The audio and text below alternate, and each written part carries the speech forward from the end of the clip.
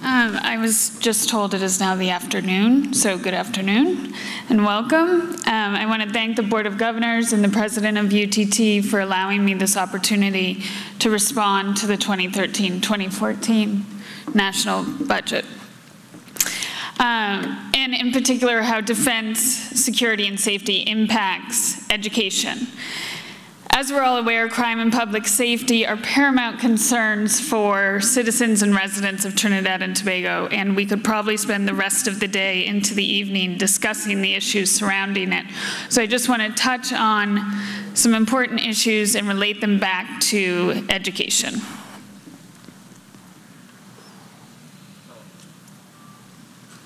Okay.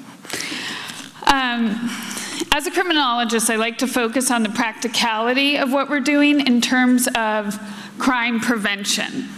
And I know that a lot of us want to try and seek ideas and ways in which we can prevent crime.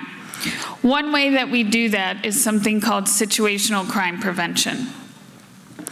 And what it does, in two ways, we try to change people's motivations for committing crimes or criminal activity, and reduce the opportunities for crime. The principles of situational crime prevention really speak about 5 different things.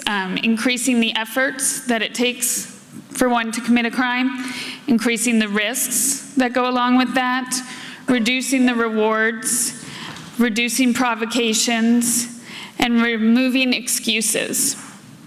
To simplify it, I'll give you an example in terms of the budget and removing excuses. I think some of you may have heard about how we were going to increase the citation penalty for littering. It was going to be doubled what it is currently. And people like to laugh about it because they don't really know anyone who's ever received a citation for littering to begin with. So is that really going to reduce those incentives for someone to litter? So what situational crime prevention does in terms of reducing excuses is we should really be putting out garbage bins, recycling bins, allowing other opportunities for people to place their litter somewhere than just throwing it on the ground. So that's really what an idea behind situational crime prevention. So I just want to talk about these 2 main ideas and how they relate to the budget. Reducing motivations. I think if you survey people in terms of their ideas of how we should be dealing with the crime problem in Trinidad and Tobago, undoubtedly you're going to come up with 2 answers. One is we want to have harsher penalties for crime, and the other is that we need to start when people are young. So with that, we really need to start with education. And our education programs are really critical in terms of molding young minds to have opportunities, not going down that path into criminal activity, but actually to be thriving as productive members of society.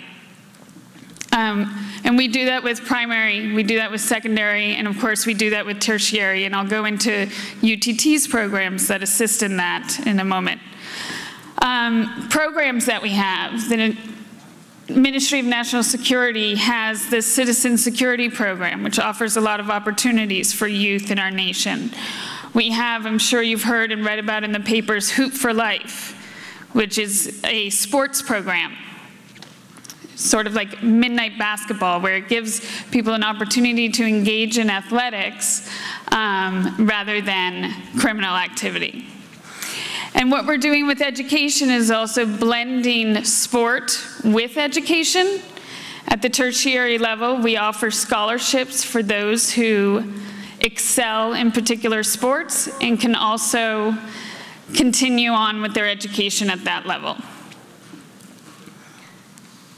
So the second idea behind situational crime prevention that's addressed in the budget is reducing opportunities. And what was mentioned in the budget really were 3 main ideas. The joint patrols with Army and TTPS and law enforcement, and we're calling that Operation Hope for this next fiscal year and hopefully onward. Highway patrols. This is a huge problem in Trinidad. Too many people are involved in fatal or critical accidents on our roads, and we don't have the programs in place, the radar detectors to prevent speeding and to make people accountable for their actions. And so that's something that is being addressed in the budget and is absolutely critical. And then border strengthening, which, you know, is parallels along with maritime industry as well. We need to address transnational crimes, which include the trafficking of weapons, guns, and in particular, in this day and age, people as well. You hear a lot about human trafficking. And the budget does mention increasing those measures. So now going back to education, education plays a very paramount role in changing motivations for committing crime. We are in a unique position in that we have the GATE program, so we're actually giving people an equal opportunity to succeed and further their education. And when you do that, it's not just about getting the diploma, it's not just about getting the certificate or the degree. You're furthering your knowledge. And that, I think everybody here in this room, because you're secondary students, can certainly take advantage of that. I don't want to discount, though, as I said earlier, the idea of we need to start when people are young. This starts also with primary school, the early childhood education centers that are going to be coming on stream. And then, of course, parental or family involvement or guardian involvement is critical as well in order to ensure success. So, what are we offering to bring together education and defense, security, and safety? UTT has a variety of programs. We currently offer certificate and diplomas in security and public safety, and hopefully in the near future we'll have a bachelor's in criminology and public safety, something that we're working on. All of the programs focus on security officers, law enforcement, protective services, those simply interested in the field, and we provide that additional training, both the practical and the classroom academic, for those types of individuals. And you know, we do know, and I'll discuss it in a second in the gaps, that training is a big issue. Protective services, we talk about the lack of training. Security officers, we talk about the lack of training far too often. So it's something that has to be addressed, and we are addressing it at UTT. Professor Liverpool mentioned Tobago and needing to offer all of these programs in Tobago. And aside from hiring new staff and building new infrastructure, the best way to do that is with the teleconferencing. So we need to have those facilities to make that happen. Also in the budget is the National Security Training Agency, which will be training our protective services. So hopefully that will come on stream as the budget states that it's going to. So positive directions.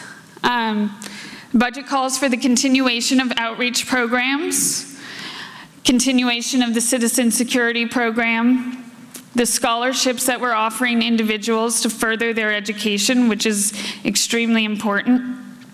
And I just want to kind of segue into a little bit about Tobago in terms of tourism. This really covers a variety of different sectors, but security is absolutely one of them. The budget calls for, in the tourism sector, calls for new facilities, updated facilities, really getting the hotels and guest houses on board, infrastructure for the roads, so that more people would like to come to Tobago to vacation there, and we can increase our tourism revenue. Well, if people don't think that it's safe, they're not going to come.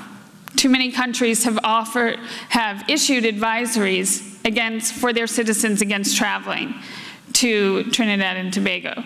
So what we need to do is we need to work on that. We need security over in Tobago just as much as we do in Trinidad, so that we can boost that tourism industry, so that people will still be arriving. On the other side of the issue of security and Tobago is the issue with immigration and customs when tourists arrive in Trinidad. Again, it's a matter of facilities and human resources. It takes them hours to go through. It's such a small airport. So we need to really increase the facilities and also increase the human resources and trained personnel to help the tourism industry. And of course, keep everybody safe and secure. So quickly, just a couple gaps. Training, I mentioned. The implementation of programs, far too often we put the cart before the horse. So we just have to think, before we act when we do that. Communication among all levels of the government in different sectors, because with defense, security, and public safety, it really does go into every single sector. And then the Honorable Minister mentioned accountability. And ways that we can deal with accountability is evaluation. We need to make sure that our money is well spent. And the best way to figure out and ascertain if that is happening is by conducting evaluations. And through our UTT programs, we train individuals in doing just that. So it's something that you can benefit from when enrolling in our programs. So I think I just want to stress the need for evaluation. And I feel like I'm getting cut off. So I will leave the rest for question and answers and at the end of the panel. Okay, thank you.